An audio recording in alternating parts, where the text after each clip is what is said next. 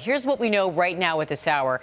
The U.S. now with more coronavirus cases than any country in the world, with 85,000 and more than 1,200 deaths worldwide. The number of people recovering from the virus reaching now more than 120,000. The House is hoping to approve the $2 trillion stimulus bill this morning. That's the largest rescue package ever. It includes direct payments to most Americans, more unemployment benefits, and loans for big and small businesses to help them stay afloat during the crisis.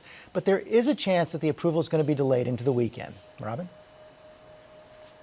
All right. The Navy hospital ship Mercy is expected to arrive in the port of Los Angeles this morning. It will care for non-coronavirus patients, allowing hospitals to focus on the virus. And there's another hospital ship coming to New York City.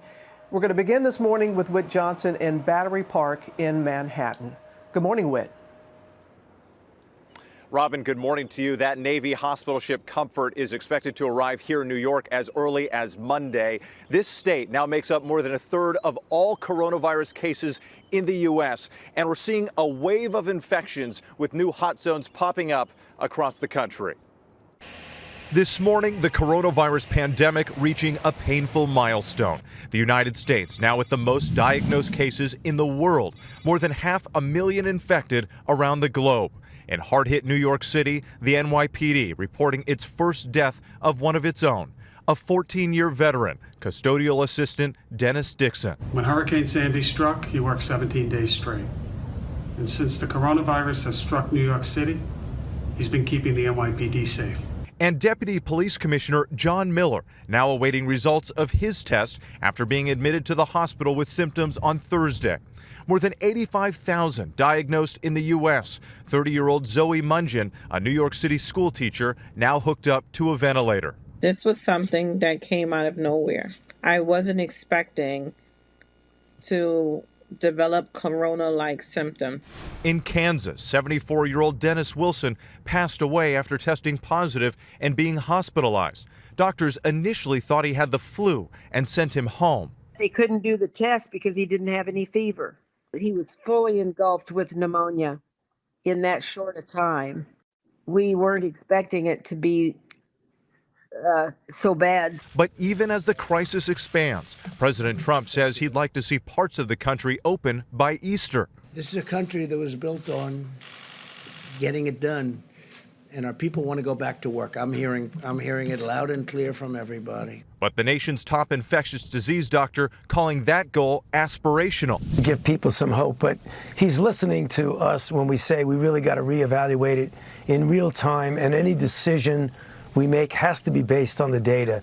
Overnight, the president telling Sean Hannity he believes some governors are overestimating the virus and the number of ventilators needed after reportedly backing out of a deal with GM and medical device company Ventec to produce those life-saving machines. Governor Cuomo and others that say we want, 30,000 of them. 30,000. Think of this. You go to hospitals, they'll have one in a hospital.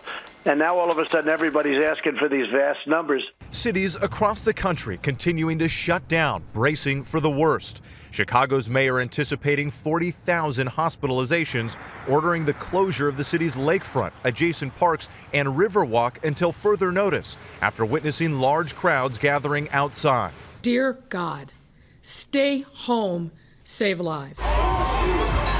In Louisiana, a spike in cases following recent Mardi Gras celebrations, up 28% in a single day.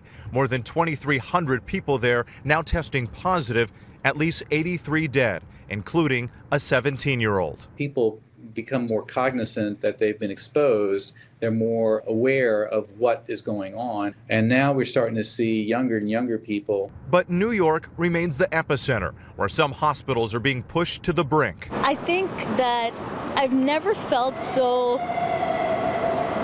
physically and emotionally burdened in my life. I've never felt so deeply sad and distraught, and it's been incredibly painful to see the suffering of family members who I call from the ICU, hearing their tears, crying with them on the phone and telling them that if and when we're able to extubate some of these patients, I will try my best to have them FaceTime. And yet, volunteers are answering the call. In just 24 hours, at least 12,000 retired healthcare workers offering to pitch in. That's in addition to the 40,000 already committed. The outpouring of support for the people of New York has been so inspiring.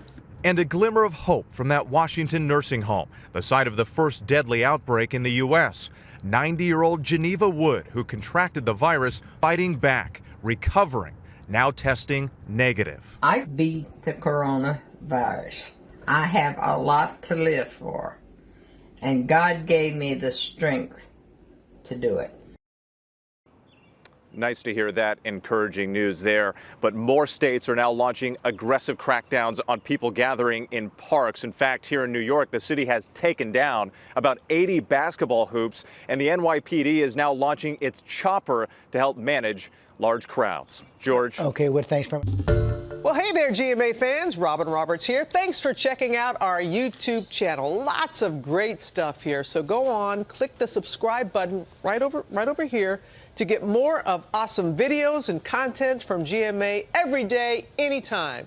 We thank you for watching, and we'll see you in the morning on GMA.